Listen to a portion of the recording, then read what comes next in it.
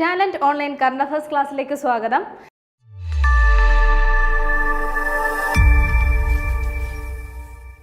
ഇന്ന് നമ്മൾ ചർച്ച ചെയ്യുന്നത് ഡിസംബർ 12, 13 തീയതികളിലെ ആനുകാലിക വിഷയങ്ങളാണ്. വരൂ ക്ലാസ്സിലേക്ക് കിടക്കാം. PSC എക്സാമുകളിലെ ഏറ്റവും ഇമ്പോർട്ടന്റ് പാർട്ടായിട്ടുള്ള SCERT പാഠഭാഗങ്ങൾ എളുപ്പത്തിൽ പഠിച്ചു തീർക്കുവാൻ വേണ്ടി ടാലന്റിന്റെ അറിവിടം ബുക്കുകൾ ഇപ്പോൾ വിപണിയിൽ ലഭ്യമാണ്.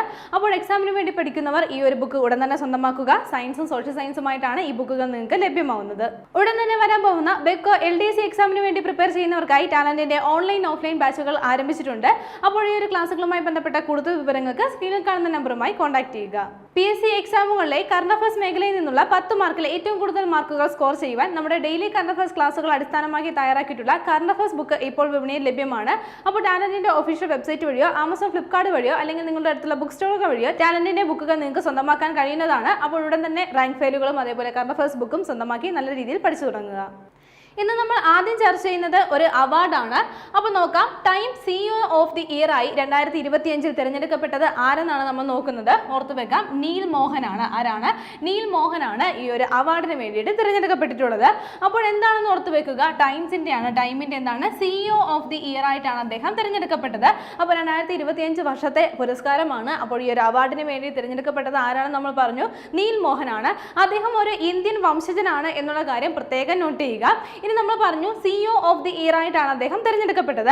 അങ്ങനെയാണെങ്കിൽ അദ്ദേഹം ഏത് സ്ഥാപനത്തിന്റെ അല്ലെങ്കിൽ എന്തിന്റെ CEO ആണ്? യൂട്യൂബിന്റെ CEO ആണ്. എന്താണ്? യൂട്യൂബിന്റെ CEO ആണ്. ആരാണെന്ന് ഓർത്തു വെക്കുക, നീൽ മോഹൻ എന്നുള്ള കാര്യം പ്രത്യേകം നോട്ട് ചെയ്യുക. അപ്പോൾ ഇന്ത്യൻ വംശജനായിട്ടുള്ള യൂട്യൂബിന്റെ CEO ആയിട്ടുള്ള അദ്ദേഹമാണ് എന്താണ് 2025 time CEO of the year ആയിട്ട് തിരഞ്ഞെടുക്കപ്പെട്ടത്. അടുത്തത് മറ്റൊരു പ്രധാനപ്പെട്ട അവാർഡാണ് നമ്മൾ നോക്കുന്നത്. 2025 UN champions of the earth award നേടിയ ഇന്ത്യക്കാരി ആരെന്നാണ്. അപ്പോൾ ഓർത്ത് വെക്കാം, സുപ്രിയ സാഹു ആണ്. ആരാണ്? സുപ്രിയ സാഹുവിനാണ് ഈ ഒരു പുരസ്കാരം ലഭിച്ചിരിക്കുന്നത്. അപ്പോൾ ഈ ഒരു പുരസ്കാരം എന്താണെന്ന് നമ്മൾ പറഞ്ഞു, UNന്റെ ഒരു പുരസ്കാരമാണ്. എന്താണ്? ചാമ്പ്യൻസ് ഓഫ് ദി എർത്ത് അവാർഡാണ്. അപ്പോൾ ഈ ഒരു അവാർഡ് നേടിയ ഇന്ത്യക്കാരിയാണ് ആരാണ്? സുപ്രിയ സാഹു എന്നുള്ള കാര്യം പ്രത്യേകം നോട്ട് ചെയ്യുക. അപ്പോൾ തമിഴ്നാടിന്റെ പരിസ്ഥിതി കാലാവസ്ഥ വനം വകുപ്പ് അഡീഷണൽ ചീഫ് സെക്രട്ടറിയാണ്. ആരാണ്? സുപ്രിയ സാഹു എന്നുള്ള കാര്യം കൂടി ഒന്ന് നോട്ട് ചെയ്യുക. അപ്പോൾ തമിഴ്നാട്ടിൽ നിന്നുള്ള വ്യക്തിയാണ്. അപ്പോൾ ഈ ഒരു വ്യക്തിക്കാണ് എന്താണ് ചാമ്പ്യൻസ് ഓഫ് ദി അവാർഡ് നേടിയിരിക്കുന്നത്. മാത്രമല്ല ഇന്ത്യക്കാരിയാണെന്ന് പറഞ്ഞ സ്ഥിതിക്ക് എന്താണ് മറ്റുള്ളവർക്കും കൂടി, അതായത് ഈ ഒരു പുരസ്കാരം ലഭിച്ച മറ്റുള്ളവരുടെ പേരും കൂടി നമ്മൾക്കൊന്ന് ഓർത്തിരിക്കാം.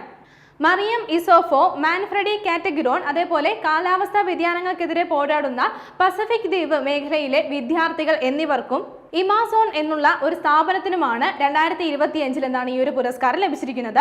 അപ്പോൾ ഇവർക്കും അതേപോലെ തന്നെ നമ്മുടെ ഇന്ത്യക്കാരിയായ സുപ്രിയ സാഹുവിനും ചേർന്നിട്ടാണ് 2025 എന്താണ് UN champions of the earth award ലഭിച്ചിരിക്കുന്നത്.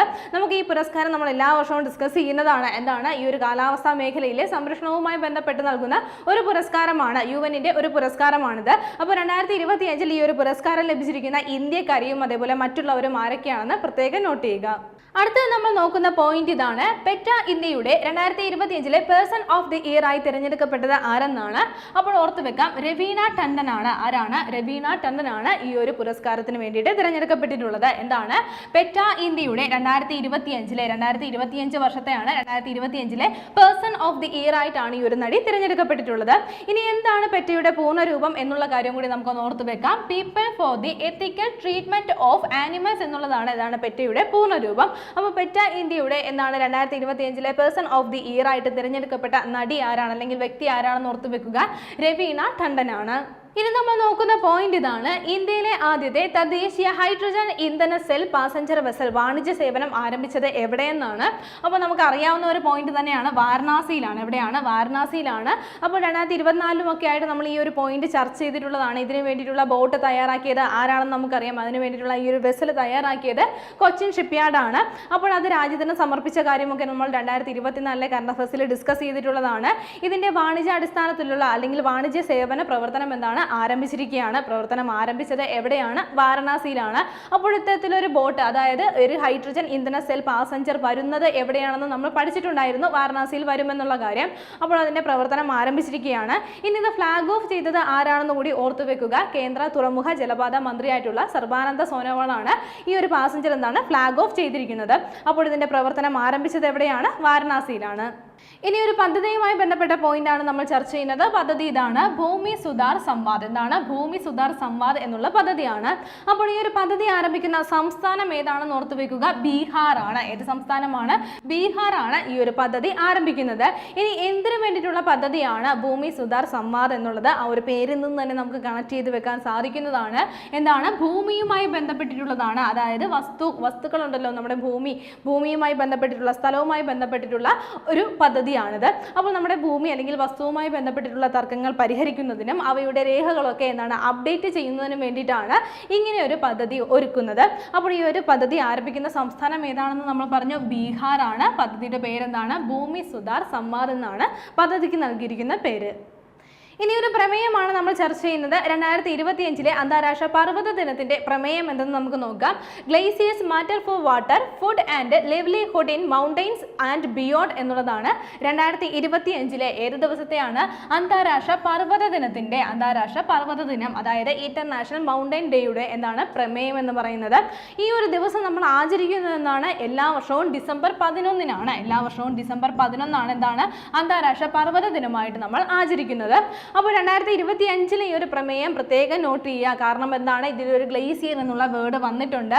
അപ്പോൾ അതുകൊണ്ട് എന്താണ് PSC ചോദിക്കാനായിട്ട് സാധ്യത കൂടുതലാണ്. അപ്പോൾ glaciers matter for water, food and livelihood in mountains and beyond എന്നുള്ളതാണ് 2025 അന്താരാഷ്ട്ര പർവ്വത ദിനത്തിന്റെ പ്രമേയം. ഇനി ദീപാവലിയുമായി ബന്ധപ്പെട്ട ഒരു പോയിന്റാണ് നമ്മൾ ചർച്ച ചെയ്യുന്നത്. 2025 ഡിസംബറിൽ യുനെസ്കോയുടെ intangible cultural heritage of humanity ലിസ്റ്റിൽ ഇടം നേടിയ ഇന്ത്യൻ ഉത്സവം ഏതെന്നാണ്.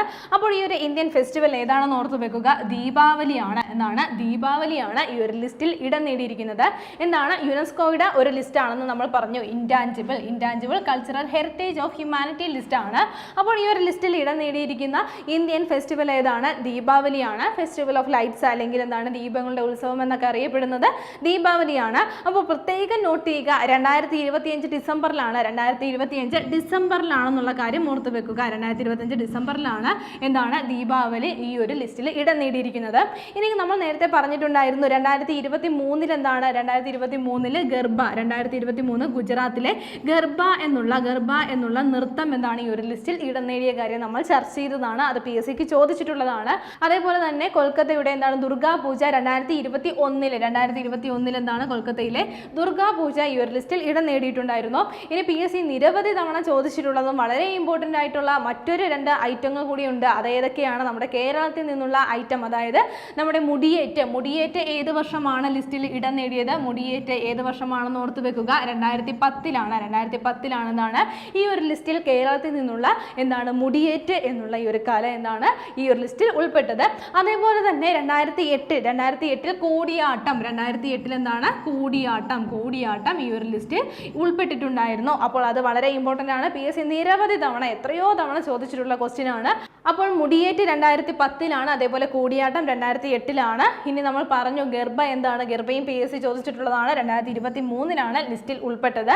ഇനി ചോദിക്കാൻ സാധ്യതയുള്ളത്, വളരെ സാധ്യത കൂടിയതുമായിട്ടുള്ള ഒന്നാണ് ദീപാവലി. എപ്പോഴാണെന്ന് ഓർത്ത് വെക്കുക, 2025 ഡിസംബറിലാണ് ഈ ഒരു ലിസ്റ്റിൽ ഇടം നേടിയത്. അടുത്ത നമ്മൾ നോക്കുന്ന പോയിന്റ് ഇതാണ്, ലോകത്തിലെ ഏറ്റവും വലിയ റീറ്റെയിൽ ഫാസ്റ്റ് പേയ്മെന്റ് സിസ്റ്റം ഏതെന്നാണ്. അപ്പോൾ ഓർത്തു വെക്കുക, UPI ആണ്. എന്താണ്? UPI ആണ്. അപ്പോൾ 2025 IMF ഇന്റർനാഷണൽ മോണിറ്ററി ഫണ്ട് പുറത്തുവിട്ട ഒരു റിപ്പോർട്ട് അനുസരിച്ചാണ് എന്താണ് ലോകത്തിലെ ഏറ്റവും വലിയ റീറ്റെയിൽ ഫാസ്റ്റ് പേയ്മെന്റ് സിസ്റ്റം ഏതാണെന്ന് പറയുന്നത്? UPI ആണെന്ന് പറയുന്നത്. അപ്പോൾ ഇടപാടുകളുടെ അടിസ്ഥാനത്തിലാണ് ഈ ഒരു റിപ്പോർട്ട് പറയുന്നത്. അതായത് ഇടപാടുകൾ അല്ലെങ്കിൽ ട്രാൻസാക്ഷൻസിന്റെ അടിസ്ഥാനത്തിൽ എന്താണ് ലോകത്തിലെ ഏറ്റവും വലിയ റീറ്റെയിൽ ഫാസ്റ്റ് പേയ്മെന്റ് സിസ്റ്റം ഏതാണെന്നാണ് പറയുന്നത്? UPI എന്നാണ് ഇന്റർനാഷണൽ മോണിറ്ററി ഫണ്ട് പറയുന്നത്. അപ്പോൾ UPIയുടെ പൂർണ്ണരൂപം എന്താണെന്ന് നമുക്കറിയാം. നിരവധി തവണ PSC ചോദിച്ചിട്ടുള്ളതാണ്. യൂണിഫൈഡ് പേയ്മെന്റ്സ് ഇന്റർഫേസ് എന്നുള്ളതാണ് UPIയുടെ പൂർണ്ണരൂപം. എന്നാണ് UPI പ്രവർത്തനം ആരംഭിച്ചത്? 2016 എന്നാണെന്ന് ഓർത്ത് വെക്കുക, 2016 പ്രവർത്തനം ആരംഭിച്ചത്. ഇനി ഒരു റിപ്പോർട്ട്, അതായത് ലോകത്തിലെ ഏറ്റവും വലിയ retail fast payment system UPI ആണെന്ന് പറയുന്ന റിപ്പോർട്ട് പുറത്തുവിട്ടത് ആരാണെന്ന് നമ്മൾ പറഞ്ഞു? IMF ആണ്. ഇനി നമ്മൾ നോക്കുന്ന പോയിന്റ് ഇതാണ്. അടുത്തിടെ എക്സിന് 12 കോടി യൂറോ പിഴ ഏർപ്പെടുത്തിയ സംഘടന ഏതെന്നാണ്. ഓർത്തു വെക്കുക, യൂറോപ്യൻ യൂണിയൻ ആണ്. യൂറോപ്യൻ യൂണിയൻ ആണ് എന്താണ് എക്സ് എന്നുള്ള, അതായത് നേരത്തെ ട്വിറ്റർ എന്നുള്ള ആ ഒരു സോഷ്യൽ മീഡിയ ഇപ്പോൾ എക്സ് എന്നാണ് അറിയപ്പെടുന്നത്, നമുക്കറിയാം. അപ്പോൾ ഈ ഒരു സോഷ്യൽ മീഡിയക്കാണ് എന്താണ് 12 കോടി യൂറോയാണ് പിഴ ഏർപ്പെടുത്തിയത്. അപ്പോൾ ഡിജിറ്റൽ ചട്ടങ്ങൾ ലംഘിച്ചു എന്നുള്ള കുറ്റം കാട്ടിയാണ് ഈ ഒരു പിഴ ഏർപ്പെടുത്തിയിരിക്കുന്നത്. ഇലോൺ മസ്കിന്റെ ഉടമസ്ഥയിലുള്ള ഒരു സോഷ്യൽ മീഡിയ പ്ലാറ്റ്ഫോമാണ് എക്സ് എന്നുള്ള കാര്യവും നമുക്ക് അറിയാവുന്നതാണ്. അപ്പോൾ ഇതിനെതിരെയാണ്, ഈ ഒരു സോഷ്യൽ മീഡിയയ്ക്കാണ് എന്താണ് ഈ ഒരു പിഴ ലഭിച്ചിരിക്കുന്നത്. പിഴ ഏർപ്പെടുത്തിയത് യൂറോപ്യൻ യൂണിയൻ ആണ്. ഈ ഒരു പിഴ ഏർപ്പെടുത്തിയതിന്റെ ഭാഗമായിട്ടായിരിക്കണം എന്നാണ് ഇലോൺ മസ്ക് നമ്മൾ കഴിഞ്ഞ ദിവസങ്ങളിലൊക്കെ പത്രത്തിൽ കണ്ടു കാണും. യൂറോപ്യൻ യൂണിയൻ അല്ലെങ്കിൽ യൂറോപ്യൻ കമ്മീഷൻ എന്താണ് സ്റ്റോപ്പ് ചെയ്യണം എന്നുള്ള പറഞ്ഞുകൊണ്ടുള്ള അദ്ദേഹത്തിന്റെ അഭിപ്രായങ്ങളൊക്കെ പുറത്തു വന്നിരുന്നു. എന്നാൽ ഈ പോയിന്റ് നമ്മൾ ഓർത്തു വെക്കുക, എക്സിന് 12 കോടി യൂറോ പിഴ ഏർപ്പെടുത്തിയ സംഘടന യൂറോപ്യൻ യൂണിയൻ ആണ്. മാത്രമല്ല മറ്റൊരു പ്രത്യേകത കൂടി ഈ ഒരു കേസിനുണ്ട്. യൂറോപ്യൻ കമ്മീഷൻ പുതുതായി കൊണ്ടുവന്ന ഡിജിറ്റൽ സേവന നിയമപ്രകാരമുള്ള ആദ്യത്തെ പിഴ ശിക്ഷ കൂടിയാണ് ഈ ഒരു എക്സിന് ഏർപ്പെടുത്തിയ പിഴ എന്നുള്ള കാര്യം കൂടി ഒന്ന് ഓർത്തു വെക്കുക. അപ്പോൾ എക്സിനാണ്, അതായത് ഇലോൺ മസ്കിന്റെ എക്സ് എന്നുള്ള സോഷ്യൽ മീഡിയക്കാണ് ഈ ഒരു പിഴ ലഭിച്ചിരിക്കുന്നത്. ആരാണ് ഏർപ്പെടുത്തിയതെന്ന് ഓർത്തു വെക്കുക, യൂറോപ്യൻ യൂണിയൻ ആണ്. അടുത്ത നമ്മൾ നോക്കുന്ന പോയിന്റ് ഓൾറെഡി നമുക്ക് അറിയാവുന്ന കാര്യമാണ്. 16 വയസ്സിന് താഴെയുള്ള കുട്ടികൾക്ക് സോഷ്യൽ മീഡിയ നിരോധിക്കുന്ന ആദ്യ രാജ്യം ഏതെന്നാണ്. ഓർത്തു വെക്കുക, ഓസ്ട്രേലിയയാണ്. അപ്പോൾ ഈ ഒരു നിരോധനം എന്താണ് നിലവിൽ വന്നിരിക്കുകയാണ്, സ്റ്റാർട്ട് ചെയ്തിരിക്കുകയാണ്. അപ്പോൾ ഇത്തരത്തിൽ എന്താണ് ഈ ഒരു സോഷ്യൽ മീഡിയ നിരോധനം ഏർപ്പെടുത്തുന്ന ആദ്യത്തെ രാജ്യമായിട്ട് മാറിയിരിക്കുകയാണ് ഓസ്ട്രേലിയ. എത്ര വയസ്സ് മുതലുള്ളവർക്കാണ്? 14 വയസ്സിന് താഴെയുള്ളവർക്കാണ്. 14 വയസ്സിന് താഴെയുള്ള കുട്ടികൾക്കാണ് ഈ ഒരു സോഷ്യൽ മീഡിയ നിരോധനം ബാധകമാവുന്നത്. അപ്പോൾ നമുക്കറിയാവുന്ന സോഷ്യൽ മീഡിയ നമ്മളൊക്കെ സാധാരണ ഉപയോഗിക്കുന്ന സോഷ്യൽ മീഡിയാസ് ഒക്കെ കുറേ അധികം എന്താണ് അവിടെ ബാൻ ചെയ്യപ്പെട്ടിരിക്കുകയാണ്. അതായത് യൂട്യൂബ്, ഇൻസ്റ്റഗ്രാം, ഫേസ്ബുക്ക്, ടിക്ടോക്ക് തുടങ്ങിയ സോഷ്യൽ മീഡിയയിലേക്കുള്ള ആക്സസ് 16 വയസ്സിൽ താഴെയുള്ള കുട്ടികൾക്ക് എന്താണ് ബാൻ ചെയ്തിരിക്കുകയാണ്. ഇത്തരത്തിലൊരു ബാനിങ് അല്ലെങ്കിൽ സോഷ്യൽ മീഡിയ നിരോധനം ഏർപ്പെടുത്തുന്ന ആദ്യത്തെ രാജ്യം ഏതാണെന്ന് പ്രത്യേകം നോട്ട് ചെയ്യുക, ഓസ്ട്രേലിയയാണ്. ഇനി നമ്മൾ നോക്കുന്ന പോയിന്റ് ഇതാണ്. 2025 ഡിസംബറിൽ ഇന്ത്യയിൽ പ്രവർത്തനം ആരംഭിച്ച റഷ്യൻ സർക്കാരിന്റെ ഔദ്യോഗിക TV ചാനൽ ഏതെന്നാണ്. അപ്പോൾ ഓർത്ത് വെക്കുക, റഷ്യ ടുഡേ എന്നുള്ള ചാനലാണ്. എന്താണ് റഷ്യ ടുഡേ എന്നുള്ള ചാനലാണ് ഇന്ത്യയിലും പ്രവർത്തനം ആരംഭിച്ചിരിക്കുകയാണ്. നമുക്കറിയാം കഴിഞ്ഞ ദിവസങ്ങളിൽ എന്താണ് നമ്മുടെ റഷ്യയുടെ പ്രസിഡന്റ് ആയിട്ടുള്ള വ്ളാഡിമിർ പുടിൻ എന്താണ് ഇന്ത്യ സന്ദർശിക്കുകയുണ്ടായിരുന്നു. അപ്പോൾ ഈ ഒരു സന്ദർശന വേളയിൽ ന്യൂഡൽഹിയിൽ വെച്ചിട്ടാണ് എന്താണ് റഷ്യ ടുഡേ, അതായത് റഷ്യ ടുഡേ ഇന്ത്യ എന്നുള്ള ചാനലിന്റെ സംപ്രേഷണം ആരംഭിച്ചത്, അത് ഉദ്ഘാടനം ചെയ്തത് എന്ന് പറയാം, അനാച്ഛാദനം ചെയ്തത്. അപ്പോൾ ഓർത്തു വെക്കുക, എന്താണ് റഷ്യ ടുഡേ ഇന്ത്യ അല്ലെങ്കിൽ RT ഇന്ത്യ എന്നുള്ള ഈ ഒരു ചാനലിന്റെ പ്രവർത്തനം ആരംഭിച്ചിരിക്കുകയാണ്. ന്യൂഡൽഹിയിൽ വെച്ച് വ്ളാഡിമിർ പുടിന്റെ സന്ദർശന വേളയിലാണ് ഈ ഒരു ഉദ്ഘാടനം അല്ലെങ്കിൽ ഈ ഒരു അനാച്ഛാദനം നടന്നത് എന്നുള്ള കാര്യം കൂടി ഓർത്തു വെക്കുക. മറ്റൊരു പ്രത്യേകത കൂടി ഈ ഒരു ചാനലിനുണ്ട്, അതായത് റഷ്യ ടുഡേക്കുണ്ട്. എന്താണെന്ന് വെച്ചാൽ നമുക്കറിയാം യുക്രൈനിൽ നടക്കുന്ന ആ ഒരു യുദ്ധത്തിന്റെ ഭീകരത എല്ലാം നമുക്കറിയാവുന്നതാണ്. അപ്പോൾ ഈ ഒരു യുദ്ധത്തിന്റെ പശ്ചാത്തലത്തിൽ എന്താണ് വെസ്റ്റേൺ കൺട്രീസിൽ പലയിടത്തും എന്താണ് ഈ ഒരു റഷ്യ ടുഡേ എന്നുള്ള ചാനൽ അല്ലെങ്കിൽ ഈ ഒരു റഷ്യ ടുഡേക്ക് എന്താണ് ബാൻ ഏർപ്പെടുത്തിയിട്ടുണ്ട്, അവിടെ എന്താണ് നിരോധനം ഏർപ്പെടുത്തിയിട്ടുണ്ട്. അപ്പോൾ ഓർത്തു വെക്കുക, 2025 ഡിസംബറിലാണ് ഇന്ത്യയിലെ ഈ ഒരു റഷ്യൻ സർക്കാരിന്റെ ഔദ്യോഗിക TV ചാനലായിട്ടുള്ള റഷ്യ ടുഡേ പ്രവർത്തനം ആരംഭിച്ചത്. ന്യൂഡൽഹിയിൽ വെച്ചായിരുന്നു ഇതിന്റെ അനാച്ഛാദനം. ഇനി സ്പോർട്സുമായി ബന്ധപ്പെട്ട ഒരു പോയിന്റാണ് നമ്മൾ നോക്കുന്നത്. 2025 നടന്ന FIH പുരുഷ ജൂനിയർ ഹോക്കി ലോകകപ്പിൽ ജേതാക്കളായത് ആരെന്നാണ്. ഓർത്തു വെക്കാം, ജർമ്മനിയാണ് ഈ ഒരു മത്സരത്തിൽ ജേതാക്കളായത്. എന്താണ് FIH പുരുഷ ജൂനിയർ ഹോക്കി ലോകകപ്പ് 2025 ആണ്. ഈ ഒരു മത്സരത്തിൽ ജേതാക്കളായത് ആരാണ്? ജർമ്മനിയാണ്. ഇനി റണ്ണറപ്പ് ആയത് ആരാണെന്ന് കൂടി ഓർത്തു വെക്കുക, സ്പെയിനാണ്. ആരാണ്? സ്പെയിനാണ് റണ്ണറപ്പ് ആയത്. ഇന്ത്യ ഈ മത്സരത്തിൽ ഉണ്ടായിരുന്നു. ഇന്ത്യക്ക് വെങ്കല മെഡലാണ് ലഭിച്ചത്. ഇന്ത്യ എന്താണ് വെങ്കല മെഡലാണ് ലഭിച്ചത് എന്നുള്ള കാര്യം കൂടി ഓർത്ത് വെക്കുക. ബ്രോൺസ് മെഡലാണ് ഇന്ത്യക്ക് ലഭിച്ചത്. ഇനി ഒരു മത്സരങ്ങളുടെ വേദി എവിടെയായിരുന്നു? തമിഴ്നാടായിരുന്നു. തമിഴ്നാട്ടിൽ വെച്ചിട്ടാണ് 2025 പുരുഷ ജൂനിയർ ഹോക്കി ലോകകപ്പ് നടന്നത്. മത്സരത്തിൽ വിജയിച്ചത് ജർമ്മനിയാണ്, റണ്ണറപ്പായത് സ്പെയിനാണ്. ഇന്ത്യക്ക് വെങ്കലമാണ് ലഭിച്ചത്. തമിഴ്നാട്ടിൽ വെച്ചാണ് നടന്നത്. അടുത്തൊരു വിയോഗമാണ് നമ്മൾ നോക്കുന്നത്. 2025 ഡിസംബറിൽ അന്തരിച്ച പ്രശസ്ത ഇംഗ്ലീഷ് എഴുത്തുകാരി ആരെന്നാണ്. അപ്പോൾ ഓർത്തു വെക്കുക, സോഫി കിൻസെല്ലയാണ്. ആരാണ്? സോഫി കിൻസെല്ലയാണ് അന്തരിച്ചിരിക്കുന്നത്. എന്താണ് പ്രത്യേകത എന്ന് നമ്മൾ പറഞ്ഞു, ഒരു പ്രശസ്ത ഇംഗ്ലീഷ് എഴുത്തുകാരിയാണ്. അങ്ങനെയാണെങ്കിൽ സോഫിയുടെ പ്രധാന രചനകൾ കൂടിയൊന്ന് നമുക്ക് ഓർത്തു വെക്കാം. Confessions of a shopaholic, remember me, the undomestic goddess, 20s girl, I have got your number, can you keep a secret എന്നിവയാണ് പ്രധാന രചനകൾ. ഉടൻ തന്നെ വരുന്ന കമ്പനി ബോർഡ് LG LGS എക്സാമിന് വേണ്ടി പ്രിപ്പയർ ചെയ്യുന്നവർക്കായി ടാലന്റിന്റെ LGS റാങ്ക് ഫയൽ ഇപ്പോൾ വിപണിയിൽ ലഭ്യമാണ്. ഒരൊറ്റ വോളിയത്തിലായിട്ടാണ് ഈ ഒരു റാങ്ക് ഫയൽ നിങ്ങൾക്ക് ലഭ്യമാവുന്നത്. വളരെ എളുപ്പത്തിൽ പഠിച്ചു തീർക്കാൻ കഴിയുന്ന വിധത്തിലാണ് തയ്യാറാക്കിയിട്ടുള്ളത്. മുൻവർഷ ചോദ്യങ്ങളും അതേപോലെ SCRT NCRT പാഠഭാഗങ്ങൾ കവർ ചെയ്തുകൊണ്ടാണ് ഈ ഒരു റാങ്ക് ഫയൽ തയ്യാറാക്കിയിരിക്കുന്നത്.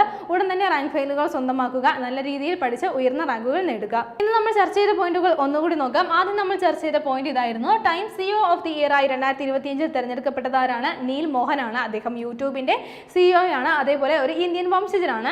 ശേഷം നമ്മൾ നോക്കിയത് 2025 UN champions of the earth award നേടിയ ഇന്ത്യക്കാരി ആരെന്നാണ്? സുപ്രിയ സാഹുവിനാണ് ഈ ഒരു പുരസ്കാരം ലഭിച്ച ഇന്ത്യക്കാരി. അതേപോലെ മറ്റുള്ളവരെ നമ്മൾ പറഞ്ഞിരുന്നു, അവരെ കൂടി ഓർത്തു വെക്കുക. ഈ ഒരു അവാർഡ് നേടിയിട്ടുള്ള മുഴുവൻ ലിസ്റ്റും ഓർത്തു വെക്കുക. ശേഷം നമ്മൾ നോക്കിയത് പെറ്റ India 2025 person of the year ആയി തിരഞ്ഞെടുക്കപ്പെട്ടത് ആരെന്നാണ്? രവീണ ടണ്ടൻ ആണ് ഈ ഒരു പുരസ്കാരത്തിന് വേണ്ടിയിട്ട് തിരഞ്ഞെടുക്കപ്പെട്ടത്. അത് കഴിഞ്ഞ് നമ്മൾ നോക്കിയ പോയിന്റ് ഇതായിരുന്നു. ഇന്ത്യയിലെ ആദ്യത്തെ തദ്ദേശീയ ഹൈഡ്രജൻ ഇന്ധന സെൽ പാസഞ്ചർ വെസൽ വാണിജ്യ സേവനം ആരംഭിച്ചത് എവിടെയെന്നാണ്? വാരണാസിയിലാണ് ഈ ഒരു പ്രവർത്തനം ആരംഭിച്ചിരിക്കുന്നത്. അപ്പോൾ ഈ ഒരു വെസൽ നിർമ്മിച്ചത് കൊച്ചിൻ ഷിപ്പ്യാർഡാണ് എന്നുള്ള കാര്യം ഓർത്തു വെക്കുക. ശേഷം നമ്മൾ നോക്കിയ പോയിന്റ് ഭൂമി സുധാർ സംവാദ് പദ്ധതി ആരംഭിക്കുന്ന സംസ്ഥാനം ഏതെന്നാണ്? ബീഹാർ സംസ്ഥാനത്താണ് ഈ ഒരു പദ്ധതി ആരംഭിക്കുന്നത്. ഭൂമിയുമായി ബന്ധപ്പെട്ടിട്ടുള്ള തർക്കങ്ങൾ പരിഹരിക്കുന്നതിനും പ്രശ്നങ്ങൾ പരിഹരിക്കുന്നതിനും അതേപോലെ രേഖകളൊക്കെ അപ്ഡേറ്റ് ചെയ്യുന്നതിനും വേണ്ടിയിട്ടാണ് ഈ ഒരു പദ്ധതി തയ്യാറാക്കുന്നത്. അത് കഴിഞ്ഞിട്ട് ഒരു പ്രമേയമാണ് നമ്മൾ നോക്കിയത്. 2025 അന്താരാഷ്ട്ര പർവ്വത ദിനത്തിന്റെ പ്രമേയം നമ്മൾ നോക്കി. Glaciers matter for water food and livelihoods in mountains and beyond എന്നുള്ളതാണ് 2025 അന്താരാഷ്ട്ര പർവ്വത ദിനത്തിന്റെ പ്രമേയം. ഇനി ഈ ഒരു ദിവസം നമ്മൾ എല്ലാ വർഷവും ഡിസംബർ 11 ആചരിക്കുന്നത്. അത് കഴിഞ്ഞിട്ട് നമ്മൾ നോക്കിയ പോയിന്റ് 2025 ഡിസംബറിൽ യുനെസ്കോയുടെ intangible cultural heritage of humanity ലിസ്റ്റിൽ ഇടം നേടിയ ഇന്ത്യൻ ഫെസ്റ്റിവൽ ഏതെന്നാണ്? അപ്പോൾ ഓർത്തു വെക്കുക, ദീപാവലിയാണ്. അപ്പോൾ ദീപാവലി ഉൾപ്പെട്ടത് എന്നാണെന്ന് ചോദിച്ചാൽ 2025 ഡിസംബറിലാണ് എന്നുള്ള കാര്യം ഓർത്തു വെക്കുക. അതേപോലെ തന്നെ നമ്മുടെ ഇന്ത്യയിൽ നിന്നുള്ള മുടിയേറ്റ് അതേപോലെ കൂടിയാട്ടം തുടങ്ങിയവയും ഈ ഒരു ലിസ്റ്റിൽ ഉൾപ്പെട്ടിട്ടുണ്ട്. അത് കഴിഞ്ഞ് നമ്മൾ നോക്കിയ പോയിന്റ് ലോകത്തിലെ ഏറ്റവും വലിയ റീറ്റെയിൽ ഫാസ്റ്റ് പേയ്മെന്റ് സിസ്റ്റം ഏതെന്നാണ്? UPI ആണ്. അപ്പോൾ അടുത്തിടെ എന്താണ് IMF പുറത്തിറക്കിയ ഒരു റിപ്പോർട്ട് പ്രകാരമാണ് എന്താണ് ലോകത്തിലെ ഏറ്റവും വലിയ റീറ്റെയിൽ ഫാസ്റ്റ് പേയ്മെന്റ് സിസ്റ്റം ആയിട്ട് UPI മാറിയത്. പിന്നീട് നമ്മൾ നോക്കിയ പോയിന്റ് ഇതായിരുന്നു. അടുത്തിടെ Xന് 12 കോടി യൂറോ പിഴ ഏർപ്പെടുത്തിയ സംഘടന ഏതെന്നാണ്? യൂറോപ്യൻ യൂണിയൻ ആണ്. അപ്പോൾ ഡിജിറ്റൽ ചട്ടങ്ങൾ ലംഘിച്ചു എന്നുള്ള പേരിലാണ് യൂറോപ്യൻ യൂണിയൻ 12 കോടി യൂറോ ഏത് സോഷ്യൽ മീഡിയക്കാണ് ഈ ഒരു X എന്നുള്ള സോഷ്യൽ മീഡിയക്ക് പിഴ ഏർപ്പെടുത്തിയത്. അത് കഴിഞ്ഞ് നമ്മൾ നോക്കിയ പോയിന്റ് 16 വയസ്സിന് താഴെയുള്ള കുട്ടികൾക്ക് സോഷ്യൽ മീഡിയ നിരോധിക്കുന്ന ആദ്യത്തെ രാജ്യം ഏതെന്നാണ്? ഓസ്ട്രേലിയയാണ്. അപ്പോൾ ഇത് പ്രാബല്യത്തിൽ വന്നിരിക്കുകയാണ്, അത് ആരംഭിച്ചിരിക്കുകയാണ്. അപ്പോൾ നമുക്കറിയാം എന്താണ് സോഷ്യൽ മീഡിയ പ്ലാറ്റ്ഫോമുകളായിട്ടുള്ള ഇൻസ്റ്റഗ്രാം, യൂട്യൂബ്, അതേപോലെ തന്നെ ടിക്ടോക്ക്, ഫേസ്ബുക്ക് തുടങ്ങിയ ഈ ഒരു സോഷ്യൽ മീഡിയകൾക്കൊക്കെ അവിടെ ബാൻ ഏർപ്പെടുത്തിയിരിക്കുകയാണ്. 16 വയസ്സിൽ താഴെയുള്ള കുട്ടികൾക്ക് ഈ ഒരു നിരോധനം ഏർപ്പെടുത്തിയിരിക്കുന്നത്. അത് ഏത് രാജ്യമാണെന്ന് ഓർത്ത് വെക്കുക, ഓസ്ട്രേലിയയാണ്. അത് കഴിഞ്ഞ് നമ്മൾ നോക്കിയത് 2025 ഡിസംബറിൽ ഇന്ത്യയിൽ പ്രവർത്തനം ആരംഭിച്ച റഷ്യൻ സർക്കാരിന്റെ ഔദ്യോഗിക TV ചാനൽ ഏതെന്നാണ്? റഷ്യ ടുഡേ എന്നുള്ള ചാനലാണ്. അപ്പോൾ ന്യൂഡൽഹിയിൽ വെച്ചിട്ട് റഷ്യയുടെ പ്രസിഡന്റ് ആയിട്ടുള്ള വ്ളാഡിമിർ പുടിൻ വന്ന സമയത്താണ് റഷ്യ ടുഡേ ഇന്ത്യ എന്നുള്ള RT ഇന്ത്യ എന്നുള്ള ഈ ഒരു ചാനലിന്റെ സംപ്രേഷണം ആരംഭിച്ചത്. അത് കഴിഞ്ഞ് നമ്മൾ സ്പോർട്സുമായി ബന്ധപ്പെട്ട ഒരു പോയിന്റ് ആണ് നോക്കിയത്. FIH പുരുഷ ജൂനിയർ ഹോക്കി ലോകകപ്പ് 2025 ജേതാക്കളായത് ജർമ്മനിയാണ്. റണ്ണറപ്പ് ആയത് സ്പെയിനാണ്. അതേപോലെ ഇന്ത്യക്ക് ഈ ഒരു മത്സരത്തിൽ വെങ്കല മെഡൽ ലഭിച്ചിരുന്നു. ഈ മത്സരത്തിന്റെ വേദി എവിടെയായിരുന്നു? തമിഴ്നാടായിരുന്നു. പിന്നീട് ഒരു വിയോഗം നമ്മൾ നോക്കി. 2025 ഡിസംബറിൽ അന്തരിച്ച പ്രശസ്ത ഇംഗ്ലീഷ് എഴുത്തുകാരി ആരാണ്? സോഫി കിൻസെല്ലയാണ്. അപ്പോൾ എന്താണ് പ്രത്യേകത എന്ന് നമ്മൾ പറഞ്ഞു, ഒരു പ്രശസ്ത ഇംഗ്ലീഷ് എഴുത്തുകാരിയാണ് സോഫി. കഴിഞ്ഞ ക്ലാസ്സുമായി ബന്ധപ്പെട്ട 2 ചോദ്യങ്ങൾ നൽകുകയാണ്. ശരി ഉത്തരങ്ങൾ താഴെ കമന്റ് ചെയ്യുക. ആദ്യത്തെ ചോദ്യം ഇതാണ്. അടുത്തിടെ ലണ്ടൻ ബുക്ക് ഓഫ് റെക്കോർഡ്സിൽ ഇടം നേടിയ ഇന്ത്യയിൽ നിന്നുള്ള മുഖ്യമന്ത്രി ആരെന്നാണ്? അപ്പോൾ option A Chandrababu Naidu, option B Nitish Kumar, option C Mamata Banerjee, option D Sitaramaiah. അടുത്ത ചോദ്യം ഇതാണ്. കലാച്ചി എന്ന നോവൽ രചിച്ചത് ആരെന്നാണ്? Option A Harish, option B Akhil P Dharmajan, option C Sheeja Vakkam, option D KR Meera. ശരി ഉത്തരങ്ങൾ താഴെ കമന്റ് ചെയ്യുക. കഴിഞ്ഞ ക്ലാസ്സിൽ നൽകിയിരുന്ന ചോദ്യങ്ങളുടെ ഉത്തരങ്ങൾ ചർച്ച ചെയ്യാം. ആദ്യത്തെ ചോദ്യം ഇതായിരുന്നു. രാജ്യത്ത് ഒരു കർഷകന്റെ തനത് ഇനമായി രജിസ്റ്റർ ചെയ്യുന്ന ആദ്യ കിഴങ്ങുവർഗം ഏതെന്നാണ്? ഓപ്ഷൻ C ആണ് ശരി ഉത്തരം. മന്ന എന്നുള്ള കിഴങ്ങുവർഗമാണ്, മരച്ചീനിയാണ് നമ്മുടെ രാജ്യത്ത് ഇന്ത്യയിൽ ആദ്യമായിട്ട് ഒരു കർഷകന്റെ തനത് ഇനമായിട്ട് അടുത്തിടെ രജിസ്റ്റർ ചെയ്യപ്പെട്ടത്. അപ്പോൾ ഇങ്ങനെ ചെയ്യുന്ന ആദ്യത്തെ കിഴങ്ങുവർഗമാണ് എന്നുള്ള കാര്യവും കൂടി നോട്ട് ചെയ്യുക. രണ്ടാമത്തെ ചോദ്യം ഇതായിരുന്നു. ഇന്ത്യയിലെ ഏറ്റവും നീളം കൂടിയ കാൻഡിലിവർ ഗ്ലാസ് കൈവാക്ക് പാലം ഉദ്ഘാടനം ചെയ്യപ്പെട്ടത് എവിടെയെന്നായിരുന്നു? ഓപ്ഷൻ B ആണ് ശരി ഉത്തരം. വിശാഖപട്ടണത്താണ് ഈ ഒരു ഗ്ലാസ് ബ്രിഡ്ജ് ഓപ്പൺ ചെയ്തത്. ഇന്ന് നമ്മൾ ചർച്ച ചെയ്ത പോയിന്റുകൾ എല്ലാവർക്കും മനസ്സിലായി കാണുമെന്ന് വിശ്വസിക്കുന്നു. നന്നായി പഠിക്കുക, നന്നായി മുന്നേറുക. മറ്റൊരു ക്ലാസ്സുമായി വീണ്ടും കാണാം.